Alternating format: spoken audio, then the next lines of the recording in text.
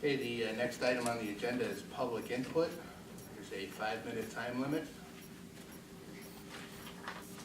there anybody for public input? Mr. Bracken. Michael Bracken. I spoke to the chief approximately a month ago and another time probably about 2 weeks ago about a coyote situation that's occurring on Tinker Drive and the surrounding neighborhoods. When I spoke to the chief, I explained to the chief what was going on, and the chief at that time turned around and told me that the Windsor Police Department wouldn't get involved in it because it involved wildlife and his department would not handle wildlife. He advised me to contact DEEP, which I did, and I spoke to the director of the wildlife division there, Chris Van, for quite a while, and I got information to pass on to the selectmen, and I obtained information that Chris Van had passed on to me, packages, and I made packages for each selectman. One of the things that Chris Van had asked me to do is to talk to the chief and ask the chief to put a warning in the newspaper to warn the residents about walking their animals. First off was not to let their cats out at night. The other one was to walk any animals, canines, in an open, well-lit area and to carry something to either protect themselves or the canine and to throw at the coyote and to make noise if there was an attack on the animal that was being walked, because the coyote was said that it would attack an animal that was being walked on a leash, even if the master was with it or the handler was with it. I explained this to the chief, at which time the chief told me that he was going to check on the information that I was giving him. And I found this a little bit strange because at first the chief turned around and told me he didn't want anything to do with it, but now he's double checking everything that I've done. And I didn't understand why, because he's basically questioning what I told him. First he turns around and tells me he doesn't want to be involved in it. The next thing you know, he's double checking me like I'm an employee of his, and I'm not. The second thing is that, as I had said, I put together packages for all the selectmen, and I was intending upon going to the selectmen's meeting and giving a presentation as to what I had been told by Chris Van and DEEP in order to get the possibility of funding together in order to trap this animal. This animal is going into our neighborhoods, he's going into our yards, and he's attempting to get our domesticated animals, our pets, basically smaller dogs and cats and other type of animals like that as rabbits. My next door neighbor was doing some gardening around the backside of her house, and she was putting in flowers around the flower bed of her house. She turned around to grab a hand tool only to discover that the coyote was standing 3 to 4 feet behind her watching her. And she let out a scream and the coyote ran. She turned around, and a couple of days later, or a time period later, I don't know the exact time frame, but she looked from her bedroom window and she saw the coyote down at the bus stop with the kids waiting for the bus. And she called the police department. She reported the coyote down at the bus stop with the kids, and the dispatcher gave her a hard time, telling her that the police department doesn't respond to animal complaints that are wild animals. And she turned around and told the dispatcher that the coyote was with the children, and if that coyote injured the children, there would be trouble. At that time, the dispatcher finally relinquished and sent an officer down there. And according to my neighbor, after going down to the bus stop with the children, the officer returned to my neighbor's house and gave my neighbor a hard time.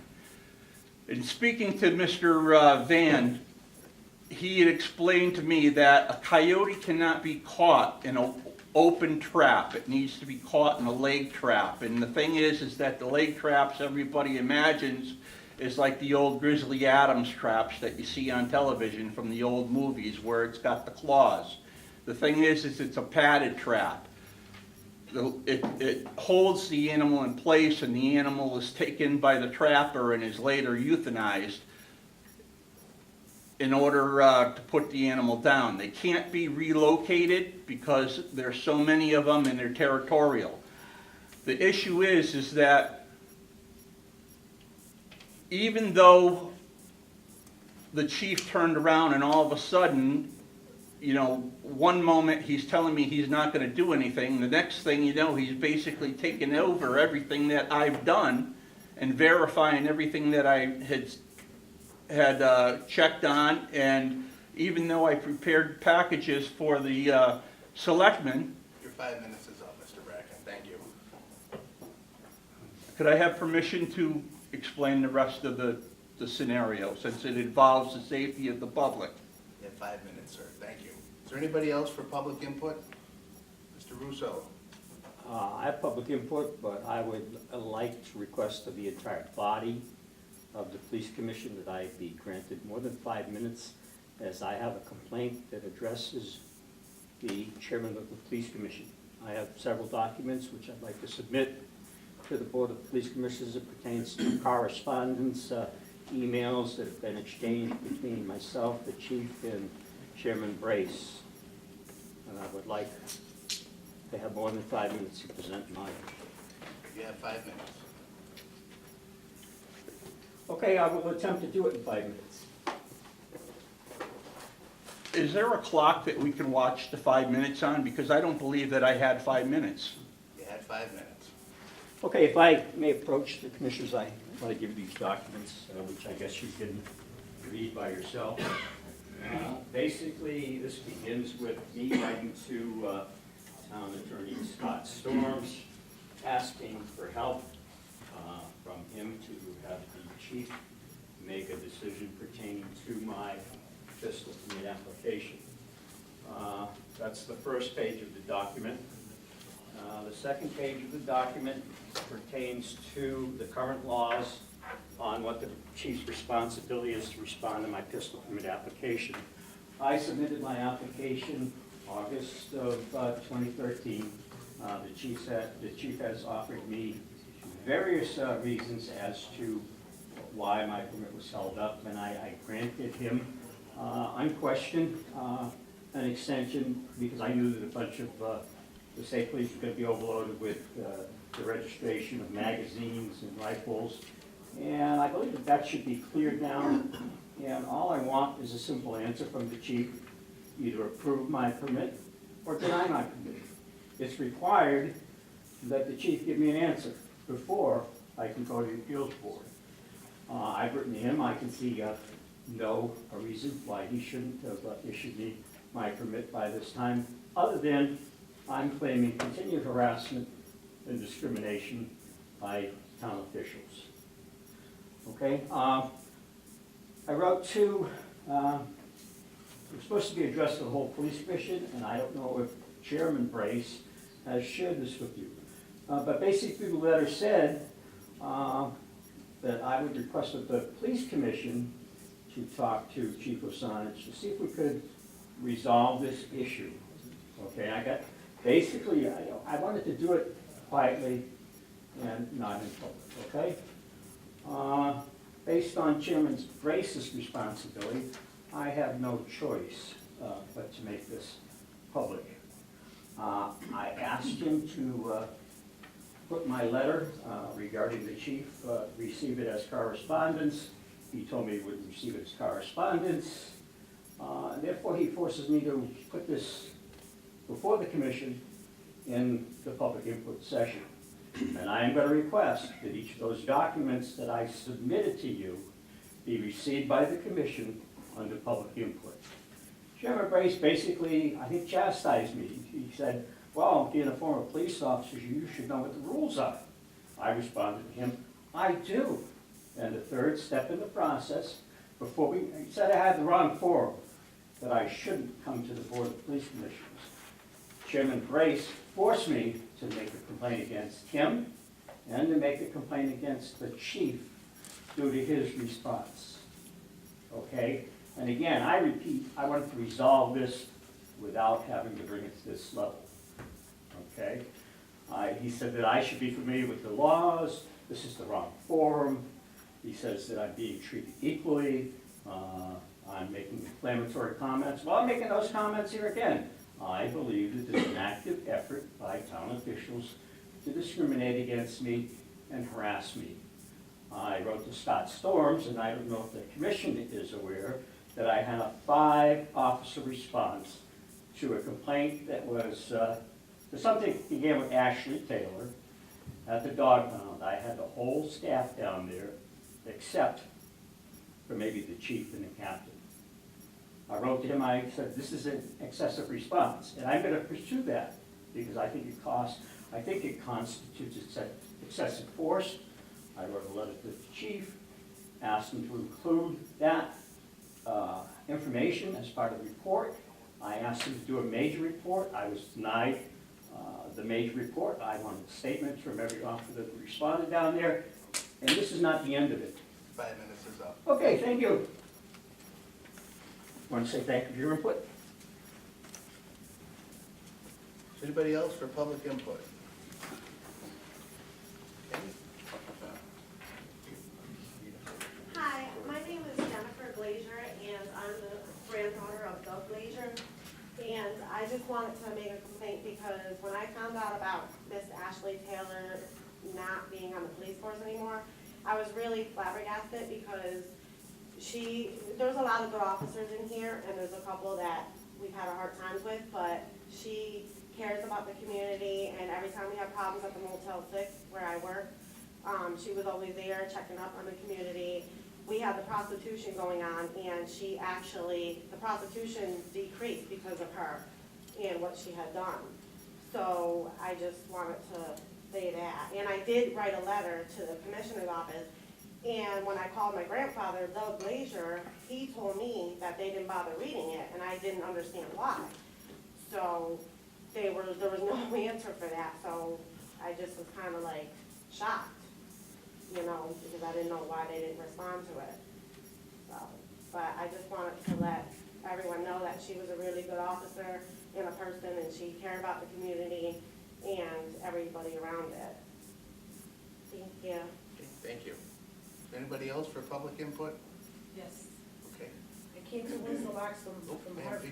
we just need your name and address for the record. Oh, my name is Eliana Laureano, and I live at 3 National Drive, Windsor, Connecticut. Thank you. I am the manager for Motel 6. I've been with the company for over 13 years. I transferred to Windsor, and when I took over Motel 6 and Windsor, I didn't know what else to do with the prostitution. Okay, we was even getting underage prostitution. Ashley took up by herself to text me in the middle of the night for me to round the property. She would call the property at 10 o'clock, 11 o'clock, make sure there was no underage prostitution.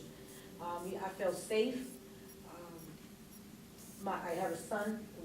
I took my son to ride his bike at 8 o'clock or at 9 o'clock with no problem. My guests felt safe. I haven't seen one officer stop by my property since Miss Taylor's not there. Prostitution is increasing back. I'm keeping an eye for underage. That would be the first thing I would respond. Don't know what happened, but it's sad to see a good officer leave. And I'm not saying every officer, you have a lot of good officers in your force. But sometimes you get someone that give you a hard time just because you work for Motel 6. It's a job, just like everybody else. They look down at you. We have time we have call, and they tell us we gotta get better clientele. That's what they have told us on the phone. Every time that I call and ask her to respond, she didn't question me about my clientele or anything like that. Like I said, I haven't seen one officer stop by my property unless I made a 911 call. Did they respond? But just to stop by and say, give me the plate, the list of the kids did you have in your property, any prostitution, not even once. And it's getting me worried now. The summer's coming, and prostitution is going to start increasing. Okay? Thank you. Anyone else for public input? Oh, Ms. Glazier, we just need your address for the record. Yes, 43 Kye Ave, West Hartford. I just moved there. Okay. K-Y-E? C-A-Y-A. Yeah. Thank you. You're welcome. Okay. Okay, Mr. Chairman, I make a motion that we move correspondence up from item number 6 and make that item number 5 and make the increased report towards item number 6. Okay. Motion. Second. Any discussion? All those in favor? Aye. Aye. Okay.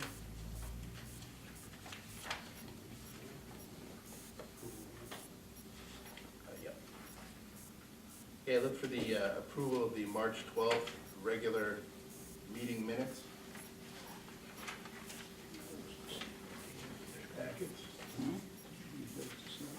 Make a motion, we approve them as written. Second it. Any discussion on the minutes? All those in favor? Aye.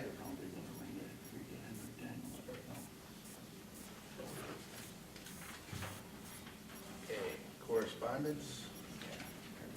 Neil, can you read the correspondence? We'll read all these. I think there's just two. Okay, yes, certainly. Chairman Brace. Traffic calming Southwest Avenue. There are several good reasons to consider immediate traffic calming measures on Southwest Avenue. One, high school students living on Southwest Avenue are within 1 mile of the high school and many walk to school. Veterans Memorial Park is number 2. Playing fields are more frequently used for organized youth athletics. These include baseball, softball, soccer, and football. This not only places more young people near this dangerous road, but also increases traffic on Southwest Avenue. Number 3, Southwest Family Park is being used more frequently, not just for organized athletics, but for playground equipment and basketball court. I know the commission is aware of the speeding problem on Southwest Avenue. While the posted limit is 25 miles per hour, it's seldom observed by drivers. I suggest a 3-way stop at the intersection of Guilford and Southwest Avenue. Stopping traffic at this intersection will slow traffic near Veterans Park and Southwest Family Park. It will also stop traffic at the crosswalk Windsor Locks Public School students must employ while crossing Southwest Avenue. And it is from Michael Fidelli, Fidelli, and May 12th, 2014. okay. That's an email. Another one is dated April 17th to Chief Osanich. Dear Chief Osanich, on behalf of my family, I want to thank you for the improvement in the Windsor Locks Police Department. I know it hasn't been easy, but we can see how hard you are all trying. My family and I have moved out of town, but we have kept a close eye on the progress of the police department. We have heard and read in disbelief as some of the townspeople, namely Michael Bracken and William Rousseau and Peter Tomalonis, have continued to be unfairly critical of the Windsor Locks Police Department. My brother is Henry Deng, and my family and I ask that they stop using my brother's name to do it. These men never knew Henry and need to stop using his name to try to bring the department down, and let them put their time and energy into moving Windsor Locks into a positive direction it seems to be heading. I am saddened by the decision of the Labor Board to bring Robert Koivunen back. I want to thank all those who had the courage to vote to appeal his reinstatement. Please continue to honor Henry's memory by fixing the police department and making Windsor Locks a safe place to live in and raise a family. Sincerely, Hey Tron. That's all, Mr. Chairman. Thank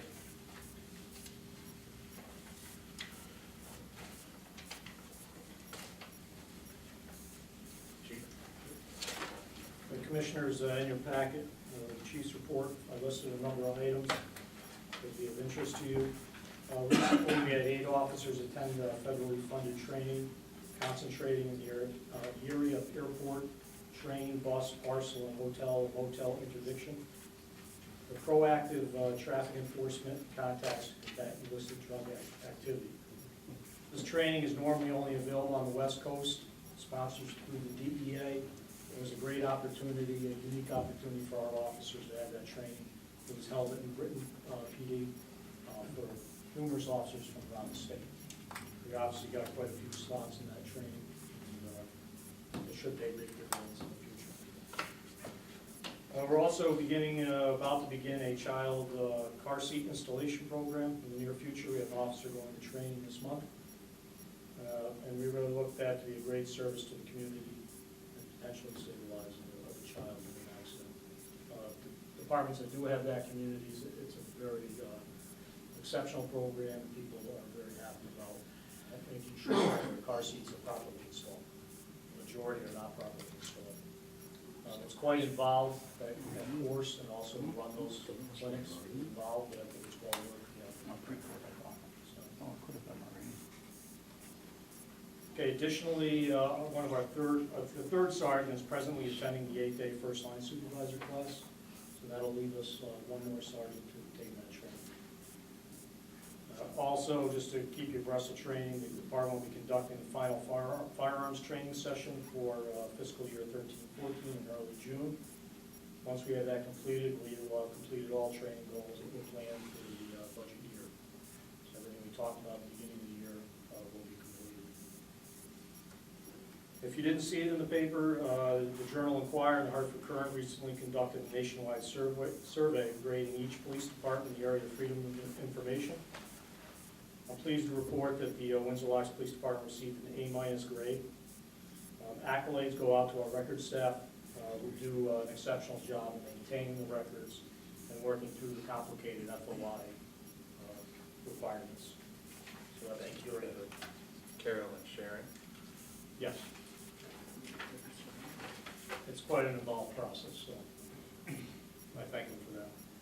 I'm also bring up to speed that the 3 new patrol vehicles from the FY 13-14 budget have been outfitted and are now assigned to the patrol fleet.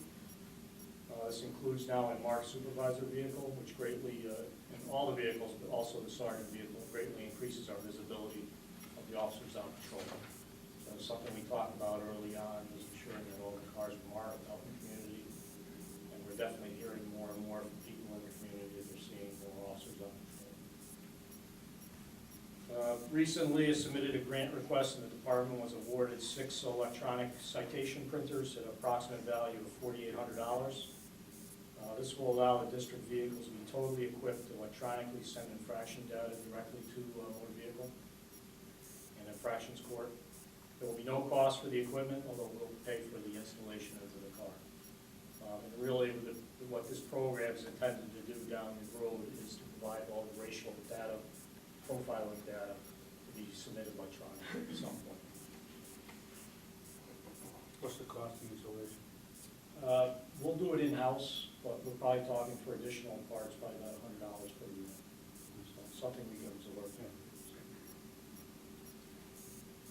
The department was recently donated a beautiful wood cherry wood podium for the training roll call room. The podium was constructed by Mr. Leonard Brace, and all the costs for the project were donated by the Brace family. As a department, we just want to say thank you. It really professionalizes that room. We now have a room that we can bring outside agencies in, outside officers, conduct training. That's a professional setting, so that's very important. Very good, yes. Yeah. June 12th, Officer Sean Berry and Robert Lang will once again be awarded by MAD, Mothers Against Drunk Driving, for their excellent work in the areas of combating drunk driving. Both officers consistently lead the department in DUI arrests and really should be commended for the effort and time and the commitment that they put into that endeavor. It's really a lot of work, a lot of time, a lot of paperwork for DUI arrests. It can take anywhere from 3 to 4 hours generally per arrest. And they're averaging at least 20 per year per person. That's quite a bit. And we're always singled out at that event as being a relatively small department that has very high stats for DUI. And another reason, because of those stats, we also get quite a bit of money in DUI grant money for those extra patrols. We're reimbursed for it about 3 to 4 times a year, so it's very important getting those federal funds back to the department. Just on a side note, I don't have it in there, but Officer Lang is also currently riding, he's conducting he's raising funds for what they call the Police Unity Tour. He's riding a 300-mile bike ride from New Jersey to Washington, D.C. for Police Week. And all that money goes to the National Law Enforcement Award. He's done this a number of years. He's raised over $5,000. He does that over a 3-day period. Is it water on that bike? No, 100 miles a day, right? So God bless him. Okay, also at last week's Spring Fest, New Dimensions and the Wellness Coalition made a $5,000 donation to the police department. This was a combination for extra patrols, for underage drinking, and also for the purchase and installation of what they call a hot and pop system for the K-9 Jack's vehicle. That allows the officer to remotely open the door if he's 30, 40 yards away from the vehicle and he needs the K-9 to be deployed. He hits a little button on his belt, the door opens, and the dog can immediately respond. Also part of that is a temperature sensor inside the vehicle. He's alerted if the temperature goes to above 90 degrees, the windows come down, the air conditioning comes on. It's quite a system. It costs about $2,500. It's been installed. It works fantastic. As a matter of fact, he's at the first deployment. You might have seen the article in the newspaper today or yesterday. Where at night, we've had a rash of burglaries. Officer Malone saw some people walking around in the businesses in the parking lot. Went out to confront them. He was about 30 yards from his car. They started running. He was deployed the dog, and he captured 2 suspects in that case. So. Hit that button and open the door and away. Right, exactly. So I think we've had less than a week and a half. And just on a side note, that dog is doing a fantastic job. Many officers that are on the department have seen many dogs over the years. I've seen many dogs. I really got to say, I think it's probably the best police dog that I've ever seen. And a lot of that, obviously it's the dog, but a lot of that goes to the handling. Because that's constant training, it's constant. You've got to live and breathe that job 24/7. So, fantastic decision to put in with that K-9 when it was done. Chief, who is this, and who is the New Dimensions Wellness Coalition? It's a coalition of parents, and they're involved with the youth in town. The director, it's a lot of it's grant money, and they do things like they partnered with the police union, and they did like a big bowling night for the kids, kind of a say no to drugs type of thing. So. Yeah, they do a lot of counseling and also programs with the school now that we are also involved in. So really, the other thing with this is, if you do this so many years and you're recognized by the federal government, it again brings federal funds to the department. So potentially, if everything goes well, we'll be looking at like a 4-year grant, like $25,000 a year for 4 years. And that might come as quick as next year or the year after, if we continue what we're doing. So, all the stats are pointing that way, and it looks, we have a dedicated group, and they really do a lot of work for us.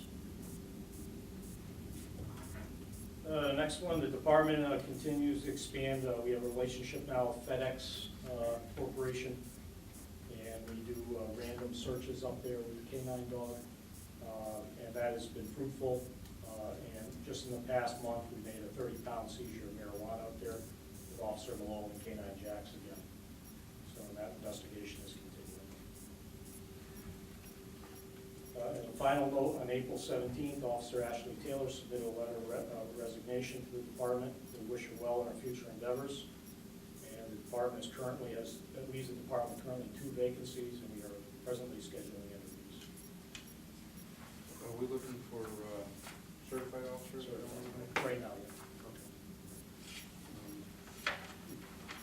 yeah. That, when would that training end, the airport hotel? When did it end? Yeah, when was that? It was approximately 2 weeks ago. 2 weeks ago. Yeah. So we Two and a half started weeks. getting to Motel 6 and continue with Yes. FedEx and expand that. Right. I had that training myself many moons ago. Right. It's, The jetways. Jetway, Yes. yeah. Yeah. Jetway training. Yeah, That's all I fantastic. know what to call it now. Very few people get to go to that, usually unless they're part of the task force. So we were quite lucky to get that. So we hopefully start seeing Absolutely. some networking done. The next few pages are the budget overview. If there's any specific questions, we're looking good in all the lines. I don't see anything that's alarming. We're gonna have excess in the salary line, which will cover any shortfall overages and the other ones. Obviously, what we're looking at usually is the overtime line and the salary line. Everything else is in. We had, let's see, wait a second.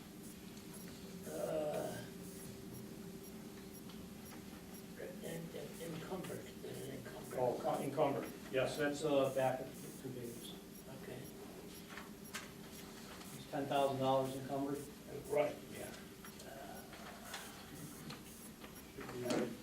10,630. Yeah, what that is a purchase of ammunition.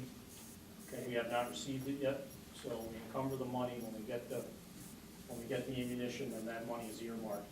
For that. So for that, so that's already So you taken put out. it in the sort of a Then safe, put it into a little kitty, and even if it comes after July 1, we still we have. have like a 2-month window to still use the encumbered funds, so.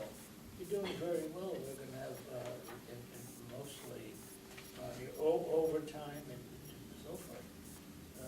Your percentages, we should be around 85, but I see during the 70s and the 60s, we should have. Yep. Well, we did transfer some funds 2 months ago into that account. But one thing I just want to show that the reduction in overtime over the last year and a half, 2012, we spent $470,000. This year, we're on track for about $370,000. So we reduced by 25% from last year. And we're kind of looking at next year's rate of another 70% reduction. So we've been continually reducing it. Any questions on it? But I have a couple of questions on the first report. The child car seat installation program, how are we gonna get the word out about that? What are you gonna do? That's something we'll actually advertise in local newspapers. We'll run, there'll be an advertisement for it. We'll also do it during some of these things like the Spring Fest. Perfect, okay, good. You know, we'll have a booth set up, and part of that is that we get donations from a lot of corporations for actual child seats. If somebody comes to that,